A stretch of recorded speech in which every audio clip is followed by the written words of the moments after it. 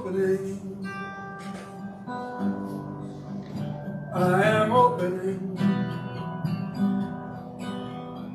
My heart is ready to receive. I am opening. I am opening. My heart is ready to receive. I always play it different. I am opening. I am opening. My heart is ready to receive. I am opening. We are opening. I know for each one of us that the experience of opening is magnificent. That when we choose to open, we know that the good flows into us and allows us to move into a greater experience of living. And that's what we do here at the Center for Spiritual Living of Princeton. So I know for each one of us here that the blessings flow as a result of that opening. I'm opening, I'm opening, my heart is ready to receive. I am opening, I am opening, my heart is ready to receive. Good morning. Good morning, God. And welcome to the Center for Spiritual Living, Princeton. We are a loving, healing, and inclusive community which teaches and practices the principles of the science of mind for the well-being and spiritual growth of ourselves and the world. I'm Jon Heron, and I'm a practitioner here at this center. And I'm just here to welcome myself and welcome all of us. For those of you at home, those of you who are physically here at the Masonic Lodge on River Road in Princeton, this is one of those times where we choose to focus on who we are as spiritual beings, and we welcome ourselves. That's something that each one of us needs to welcome ourselves to. Some announcements. This week we are really fortunate to have Reverend Michelle Wadleigh, who is here to speak to us, and she's a very dynamic speaker. I've been taking some classes from her, which have been really helpful to me. She has a website, the Planned Happiness Institute. Is it PHI.org or Planned Happiness Institute? Planned Happiness Institute. PlannedHappinessInstitute.org. You can see all of her classes and her activities. Coming up on August 10th, in North Jersey, there is a picnic, a New Thought picnic, where 3 CSL centers here in New Jersey and 3 Unity centers, just all New Thought organizations, getting together for a picnic. It's not a talk. We're going to have fun. Food, music, whatever. So in order to register for that, you can find it online. You can also go to cslnj.breezechms.com. That's breezechms.com. It's a long one. Okay? And register for it. It is $30 per person. There is food involved and all that stuff. And I plan to be there, so you can come and see me. And see a whole lot of people. Next week, Reverend Karen will be speaking. After that, I will be giving a talk. And this month we have Lori Carlson back again, our practitioner from our Morristown Center, who gave a wonderful talk a few weeks ago. And so we have lots going on here, and we really encourage you and welcome you to come to the Masonic Lodge on Sunday mornings. You know, one of the things that's present in my mind that I got from Reverend Michelle's class is the value of ritual, right? We don't necessarily, in order to know ourselves as spiritual beings, we don't need to go any place at a particular time. But when we do, there's a real support of being in the presence of other people like us who are living a life focusing on how do we live as spiritual beings. Especially, the world is a little confusing nowadays, or at least it is for me. And so I really value the opportunity to meet together with like-minded people. And so we welcome you to do the same. And if you're watching this online, either now on Sunday morning or later in the week, know that that's part of the ritual. That's the presence of Spirit in us. To focus, when we focus on Spirit in whatever way, we're connecting with that truth within us. So, welcome. And now, Reverend Rich.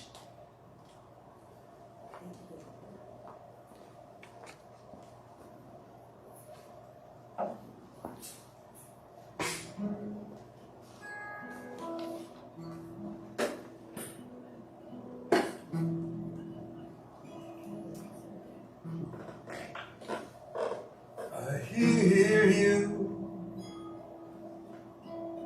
I am thine. I feel you, I am thine. I love you, I am thine. I am thine.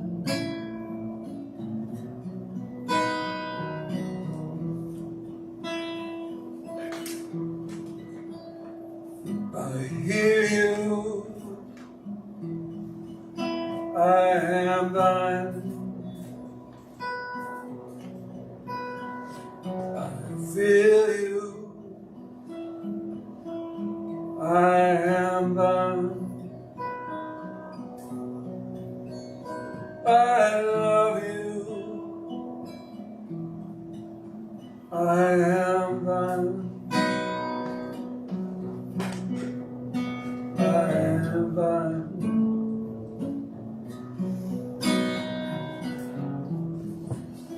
You can join me if you want. I hear you, I am thine, I am thine. I feel you,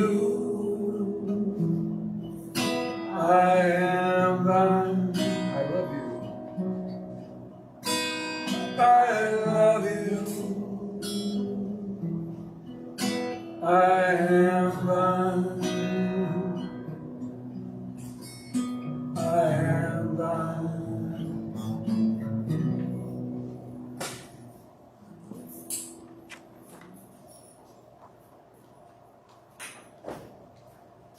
So this morning, I thought that we would do a meditation for the world.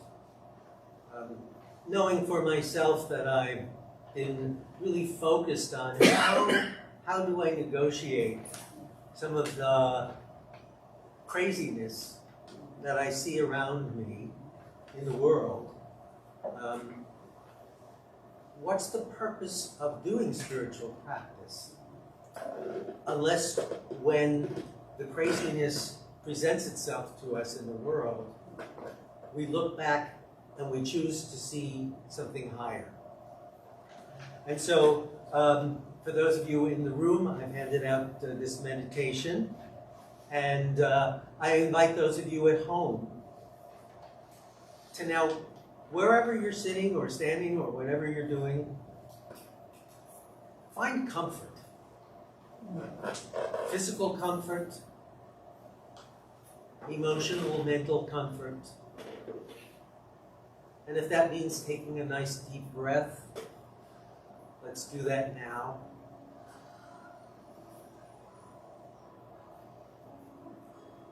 And so this is a treatment for the world. And I'll be guiding you on a visualization in the middle of it. So at home, you can just listen and receive this. I, as Spirit, do not accuse the world or myself of lack, loss, or limitation. All that I see and experience everywhere I look is infinite living blessing. So now take a nice deep breath. We're going to do a little visualization. Allow yourself to go in your mind, in your heart, to some place in nature that you truly love. Maybe someplace you've been, or you can make something up. Maybe it's on the edge of the ocean, or near a small river, or in the forest walking. Let yourself feel that presence of nature, the world at its most beautiful.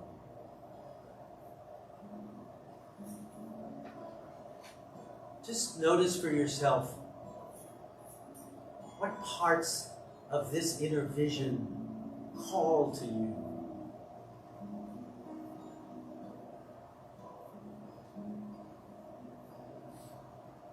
And let yourself, within your heart, answer that call.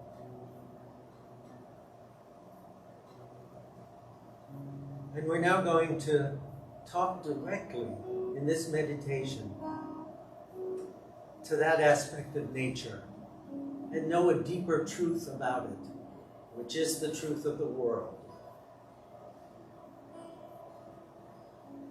You are spirit. Therefore, you are not afflicted with any kind of disease or distress. I see you in spirit as the health that you are. The spirit knows nothing of imperfection. The spirit shines through all your being with its clear, holy light. You are clearly and holy spirit. I see you as wisdom, looking toward me to speak of your heavenly wholeness and peace. I see you as peace, facing me as peace that the world cannot take away. I see the child of God that you are, well, whole, wise, and peaceful, here, now, and always. In this moment, you are ready to acknowledge to all and to yourself that you are healed. You are in harmony with your life in every way. And I now realize that you are healed. I praise you for your life in the Spirit. I praise you for your strength in the Spirit. I praise you for your perfect manifestation of God now. For as God is, you are, always and everywhere. And so it is. So take a nice deep breath. And let me just put, I will do a spiritual mind treatment, but before I do, I use this as a spiritual practice. I've memorized it. And when I walk my dog in the morning, I look around at the world and I use this. Because rather than the world telling me all the difficult things that it might tell me, I want to know that the world is the presence of Spirit. And each one of us can create a practice like that, whether through a meditation like this or through one of your own.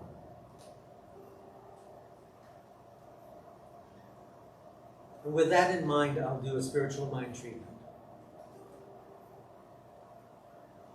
So this word is for this gathering, this group, whether those who are physically here at the Masonic Center, or those online, or those watching this talk in the future. There is only one. And that one is love, and it is peace, and it is light, and it is joy, and it is the world. And every form in the world is the form of that one. So every form is the form of love, and the form of peace, and the form of joy and light. And so I am now knowing that this joy, peace, and light is fully present in this gathering today, in Reverend Michelle's talk, in the lives of each one of us who are now listening. And so I know that each one is perfect, whole, and complete in the expression of the divine, of love, of peace. And I know that each one looks through the veil of what appears to be untruth in the world and sees truth.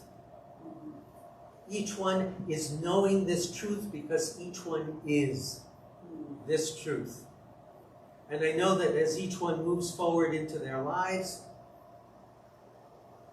each one holds that consciousness and lives as a center of the divine for themselves, for those around them, and for the world. And in this truth, there is the knowledge of joy. And so, in that place, in the knowledge of joy, I fully accept this as true. I know this is so. I release it. It is done, and so it is. So it is.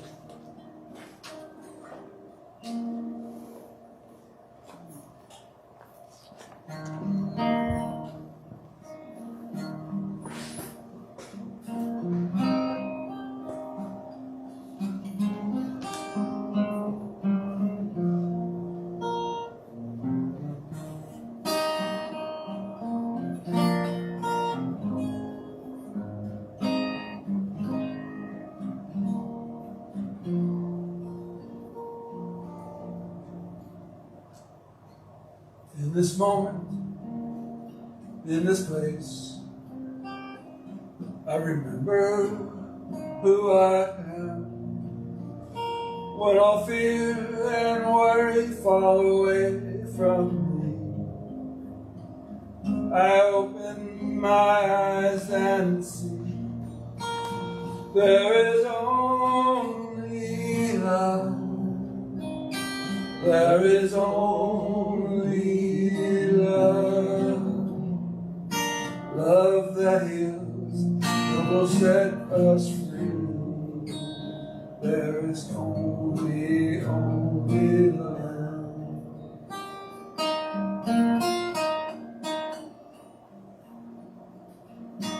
When I lose myself, when I feel I've lost my way, then I go inside and quiet my mind. I can hear Spirit gently say,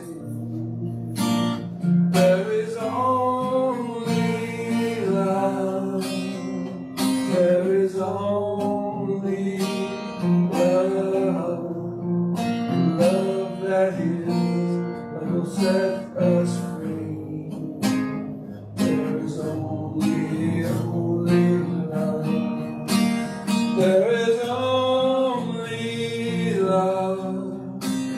There is only love.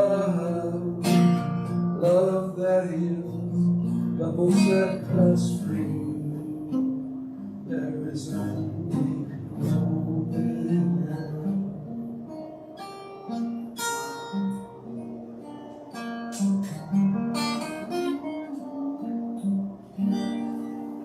So it is my great pleasure and my privilege to introduce my first teacher in this teaching. And I think it was her first class in this teaching. So we sort of learned together. And we had a great time in that class. We had an amazing group of people, and great things came from it. So I give you the Reverend Michelle Wadleigh.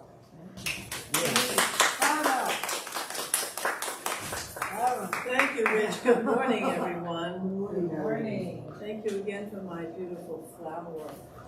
So, a couple things. One, I want to speak to the gathering. I know that you used the word, and I asked his permission, so I didn't want him to feel like I was beating him up. But I want you to know that we purposely did not use the word picnic. I want to be very clear about that, because to us, most of us, we have no clue that word has a negative connotation, but there are worlds where it has a negative connotation, and I'll let you do your own research for it, but it was treated in a pretty awful way back in the days of before segregation, and some horrible results. So for that reason, we're calling it a gathering, or they're calling it. I'm freelance now. I'm not in charge of anything anymore. I keep forgetting that. But the CSLs and the Unity, we're calling it a gathering instead of a picnic, so we can be incredibly sensitive to and respectful of using language that is inclusive and healing. Because if it's not sparking you, that's one thing, but it might be sparking someone else. So I wanted to speak to that. I also want to thank Jon for the gorgeous opening. Thank you, Rich. Thank you for the music.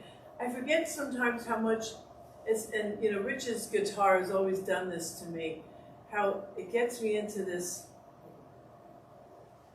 kind of mellow, rocking kind of thing, and it always has. And for me, that movement, that flow that starts to happen, that's when I know I've kind of slowed down my mind and slowed down all the busyness, so that I can be available to inspiration and spirit.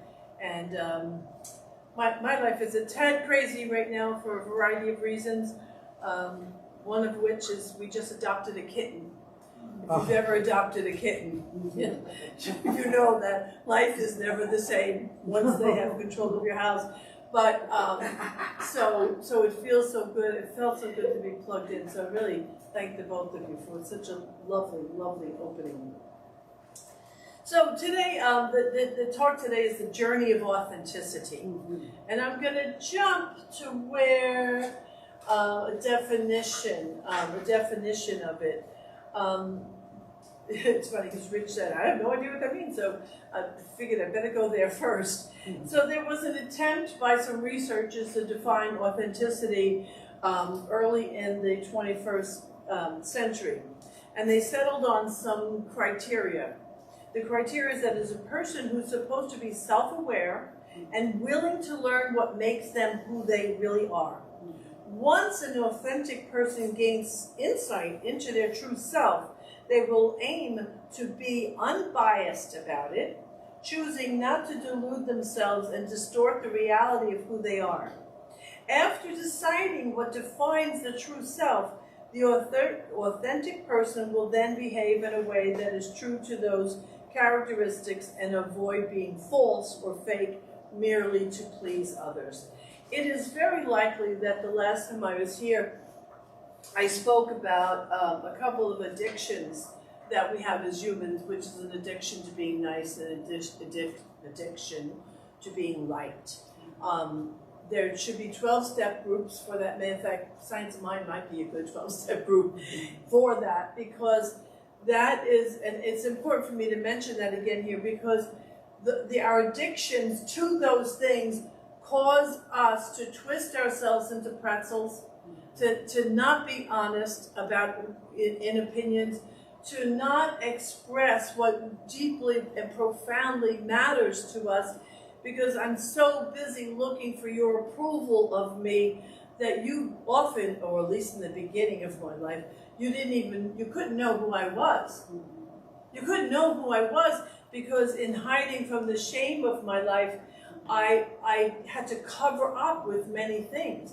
And I openly admit, I became a minister purely, not completely, I thought I'd do a decent job at it, but because I thought if I ran fast enough toward ministry, you wouldn't notice the trail of pain and suffering and transgressions and errors that I left behind, and the wake of victims. I have that. And so when I became a minister, I guess there was part of me, I thought, oh, if I could look shiny and goldy and happy and all of that, you wouldn't notice my plundering of the planet and my little part of it. And so choosing to be authentic, while it's been a subject I've been speaking about for a long time, it continues to get richer because it is solely dependent, completely dependent on me not judging myself, on me accepting myself, on me loving myself as I am and as I am not. And the same goes for you. Those little things, those characteristics you don't quite like, and you hide or you tuck them away, I gotta be honest, let them out. So what if you're not the nicest person in the room? So what if you're not the smartest person in the room? So what if you're not the talented person, the most talented person in the room? So what? Can you just be good about being you and being in your skin? Because, oh my God, while Jon did a great job encouraging us not necessarily to be caught up in the world and the if I could curse here, I'd use my favorite curse word, but I'm going to be good. In the perfect storm of chaos and the political and all that's going on everywhere, right? It's happening all around us. And you and I, as metaphysicians, as spiritual metaphysicians, and as people in this teaching, you and I are called to stand tall and to model what it's like to have that sight and that level of faith. Because right now,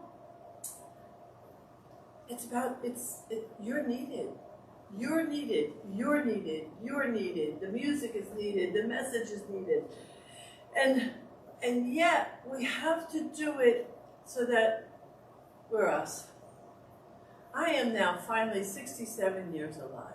Wow. And I gotta tell you, I waited a long time to be me. You know what I'm talking about? Indeed. Yeah. Maybe part of that is the luxury of being an elder. Just the luxury of being a crone. The luxury of not caring what anybody thinks anymore. Because that does happen. As we creep into the 40s, it happens a little bit, and then it keeps going. And after the 6-year mark, you're like, yeah, what happened?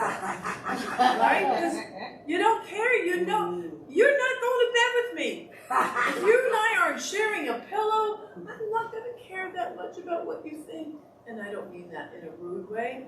I mean, I've got to be able to walk in my own steps. I've got to be able to be me, and you have got to be able to be you with all of the foibles and all of everything. And here's the beautiful thing about authenticity. I believe that we don't talk about it enough, but authenticity, when Jon chooses to be fully Jon and nobody but Jon, with his opinions and his gifts and his errors, that Spirit will recognize you and recognize each of us in a way that's different. Because when I'm walking in an authentic way, I'm just open to Spirit accessing me. I'm not trying to hide from it. I'm saying, come on, come on. And our authenticity allows that to happen because we remember not to be defensive. We remember not to make excuses for ourselves. We all screw up.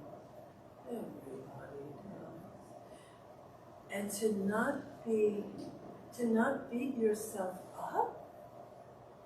Wow. To say, yep, this is who I am.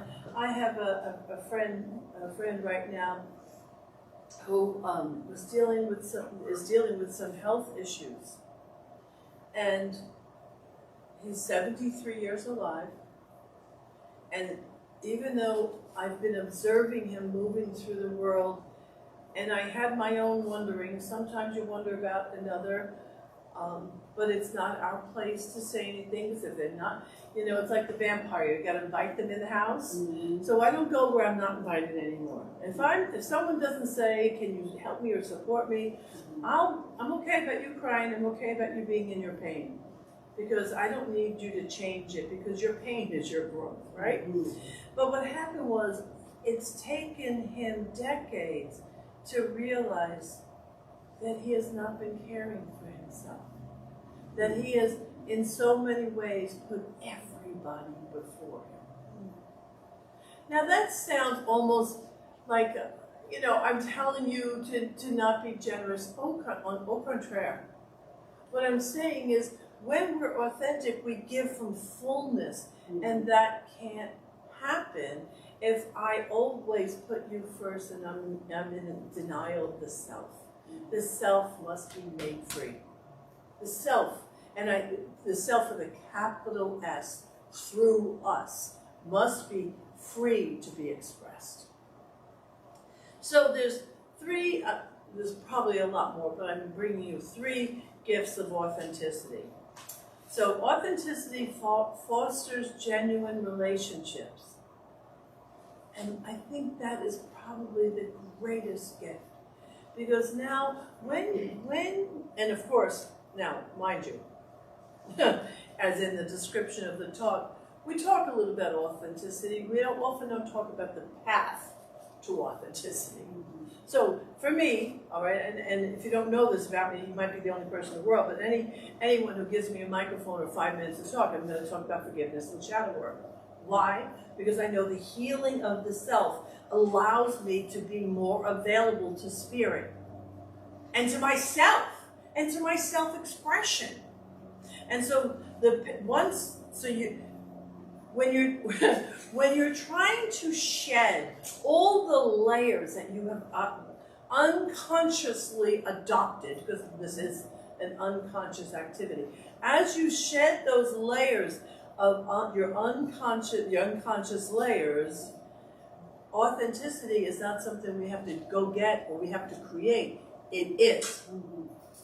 Our job is to get our bloated nothingness out of the way. Thank you, Emerson, always.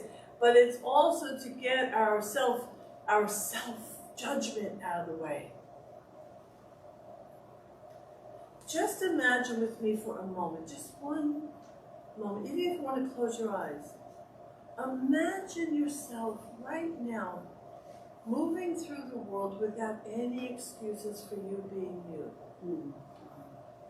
What would that feel like? Just think about that for a moment. To say what you think when you think it, to not make excuses, to not get caught up in the collective bullshit of right behavior. Imagine what that would be like.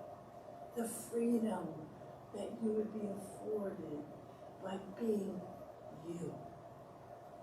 Now, then maybe there are aspects of you might want to shift. Okay, so we shift them, but not with beating ourselves up. We have suffered enough. So being authentic allows you to form deeper and more meaningful connections with others. Absolutely. Because there's nothing, if I'm not guarded, I'm available. guarded, when I live a guarded life, because I don't think I want you to see the shadow parts of me, I'm unavailable to you. I might be standing next to you, but you're not going to get to me if that is my way of being. So hopefully, and it's funny, it's kind of been my thing. I think Rich will attest to this, being someone, he's watched me for a long time. You know, my moniker is Rev Jersey Girl, and I've always been just Jersey Girl, and I just bring out the Jersey attitude kind of anywhere I go. And, you know, I'm okay about that. I like that part of me.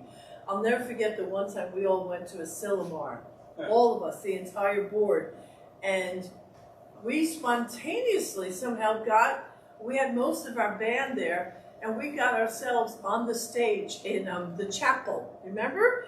You were there, and Celine, I think maybe Scott was there, and there we were, so sassy. We thought we were all that and a bag of chips. But that arrogance, it was a lot of joy at the time. It was so much joy, and it was just us being us. So when we heal the things that are in the way, and then we become more available, our relationships are more beautiful, they're more profound, they're safer, there's room for honest engagement, there's room to not agree, but without having to make each other wrong. The second is how it enhances your own personal well-being. Living authentically aligns your actions with your values and beliefs, reducing internal conflict and stress. It promotes a sense of inner peace and self-acceptance, as you no longer need to maintain a facade or seek external validation. Embracing your true self boosts self-esteem and mental health. I think that we would all benefit from a little bit increased mental health, even if not just for ourselves, but as we model this, we give permission. Years ago, about 5 years ago, just post-COVID, we did a collective service with this community that we thought we were going to rent space from them from the church. It didn't work out. And I'll never forget it because they were lovely people, not Science of Mind community. And we were getting our choirs together, but it was their music director who was going to be in charge of this whole thing. So we organized this whole choir practice one night. It was for Christmas, actually. And he comes in, he's not there on time, and he's strolling in a little late. And I could hear what my mind was doing. I was making him wrong. I was judging him. I was. But the woman who was in charge of that activity at that church, when we were just waiting for him, and I don't remember his name. Let's just say his name was Pete. She goes, yeah, sometimes Pete's fussy, sometimes he's late. And she had no energy. She had no energy about this. I learned on that day what true loving, unacceptable love or unconditional loving looked like. I wasn't doing it. I was judging. But she was displaying what acceptance looked like. I felt put in my place, even though that wasn't her agenda. She had no clue that this was going on inside of me. But these lessons, when we observe, see, and that's the point here. I observed her. Just from observing that behavior, I was moved to a higher activity, because I thought to myself, oh no, if I think I'm accepting, then I gotta prove it out. So I learned from that day what acceptance is, and became less judgmental and more available. I mean, our relationships are gonna benefit, but you and I have to model that. And you know, I do tend to be a little snobby. I have to quiet that part of my mind a lot. You know, I remember when I was in charge of the center, we were, you know, we might not always agree behind the scenes, but when it came to showtime, you know, we were on the money. We started on time. This happened on time. This a little bit rigid, I admit, but we all knew what to depend upon with each other, right? And so now it's just more relaxed. when you are, and number 3, authenticity empowers personal growth, which is what I'm giving you an example of, because I feel stronger, ready to embrace the next chapter of my life, because I'm not carrying the weight of my self-judgment with me. You know, I screwed up, but I don't have to carry it. I get to move beyond it. Simon Sinek, who is a speaker, a teacher, he's a coach. He happens to be somebody I follow. I love his work. And he has what he calls the celery test. Anybody know about Simon Sinek or the celery test? So Simon Sinek, he has a book that really mattered to me because it spoke to something I believe in the book that, the first book that I would recommend from him. It's called Start With Why. And that's to start with what moves you, what moves your heart and soul. And so this is a little example of something he teaches in the book. And the celery test is if you are somebody, let's say you decide you want to open a pizza parlor, right? You want to open a pizza parlor and you're at a networking group, but someone comes up and says, well, you know, you should offer gyros, or you should offer souvlaki, well, you should have, you know, barbecue ribs. You should have these things. And suddenly you're trying to be sold on these things because everybody else is telling you that that's what's right. But you want to be a pizza parlor. If you're not feeling confident, you might let those people pressure you into diverting from who you really are, what your values are. But if you're confident that I want to be the best pizza parlor, you're not going to do that. So the celery test is about acknowledging the things, that tempt you from being other than who you are, that could divert your attention. So I was recently invited to participate, to run for a leadership position. There's a vacancy happening. I'm talking about CSL, and I've been there before, so I've been down that road. And there was a part of me when the invitation came along that seemed mighty fine. But I caught that. That was just bull. That was just, that was ego. And I thought, maybe a little bit more clout. And I thought, no, it doesn't pass my celery test. I'm about education right now. I'm about educating people for mental health, emotional and mental health. That's my celery. Nothing else. Nothing else. So I chose no. I chose no because it wasn't with my values that are singing my soul right now. One of my favorite quotes that I've been hanging on to for decades, by Howard Thurman. Don't ask the world what it needs. Ask what makes you come alive and go do it. Because what the world needs is people who have come alive. What makes you come alive? What activity do you do? Whether it's music or art or research, whatever it is, when you're in that activity, you lose time. What causes you to lose time, to not track it, and to want to just fully express?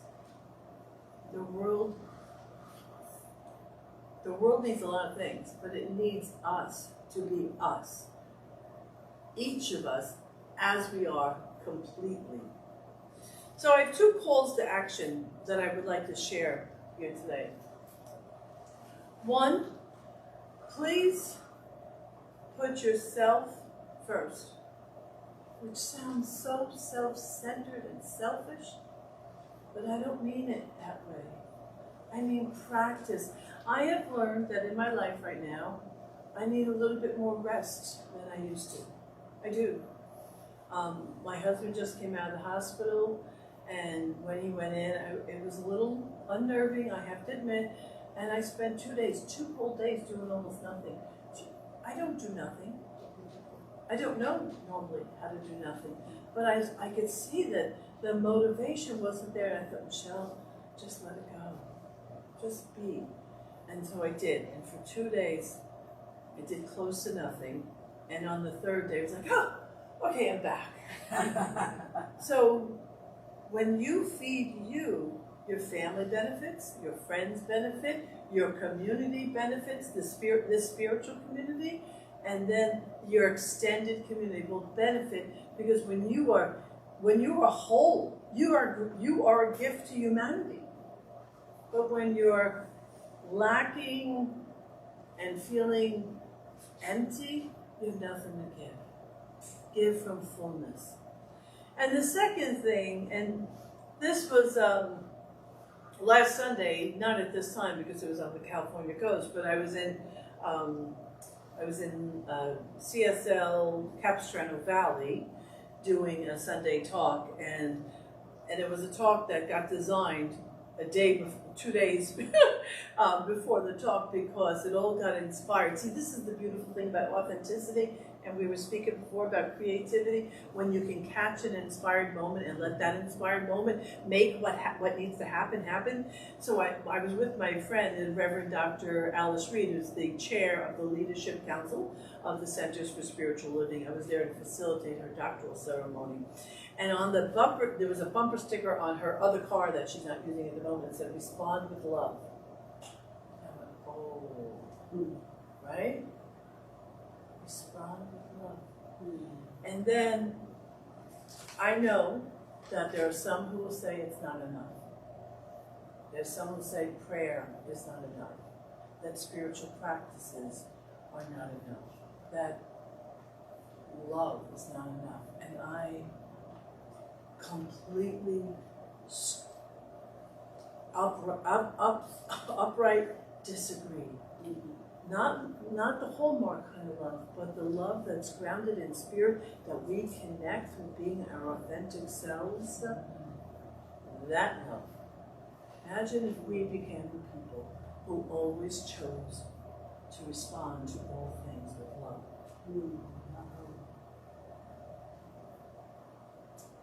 Love can be one of the most transformative ways to ease our way into a beautiful world.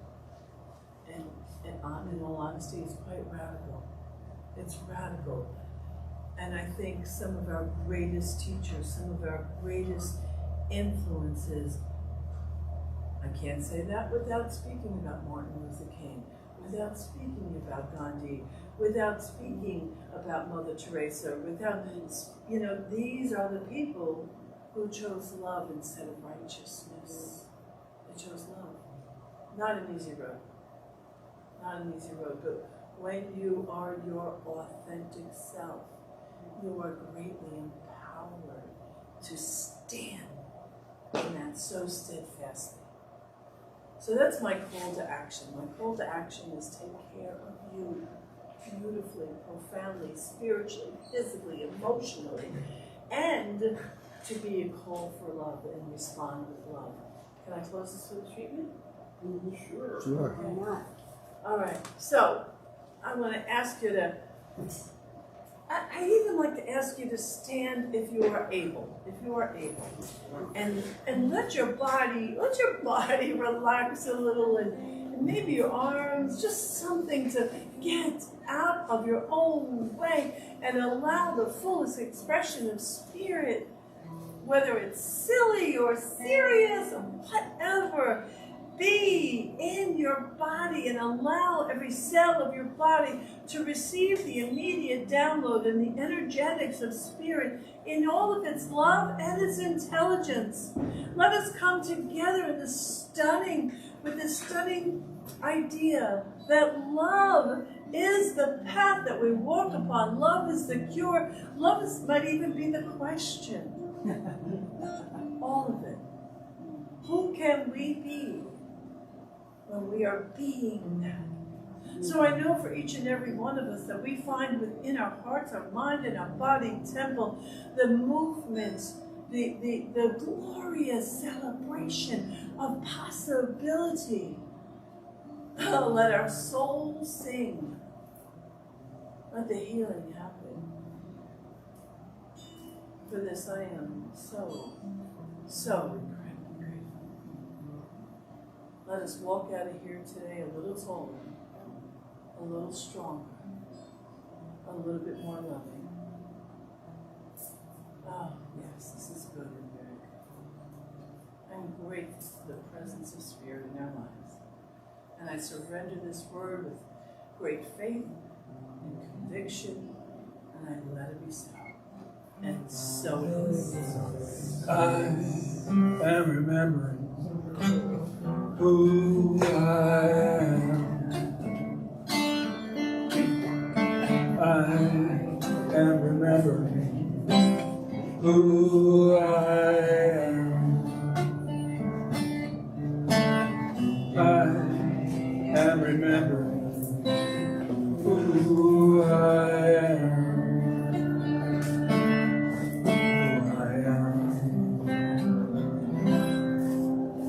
And so now's the time. You know, it ain't about money, folks. This is what true abundance is. This is what the presence of Spirit in our lives is, and it's here in the form of our physical world, and it's here in the form of our mental and emotional world and our spiritual world. And so this is the time where you get to actively share that in whatever way is right for you. And so I'm going to pass the old-fashioned pass the plate. We're going to do that. And while that's happening, I'm just going to read this. We don't give because God needs the gift, but because the giving increases, broadens, and deepens the life of the giver. Mm-hmm. Yep. Nor shall we give from the standpoint of duty. It's our responsibility to do it. The universe refuses to bargain with us. It already has given us everything it has. But it also has provided that the gift of life can be received in its fullness only as it flows through us to the fullness of others. And we can live our life that way. Every moment we live in abundance.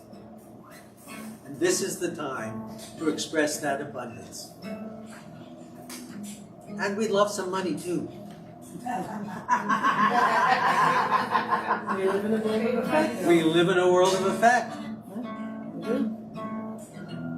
And so thank you very much, and thank you, Reverend Michelle, for the wonderful message today. Yes, and you can go to cslprinceton.org and make a donation online. We sure do welcome that. We want to be here every Sunday morning, and our landlord knows that we're spiritual people, but he also wants the rent. So it would be very helpful to us. So thank you, Reverend Rich.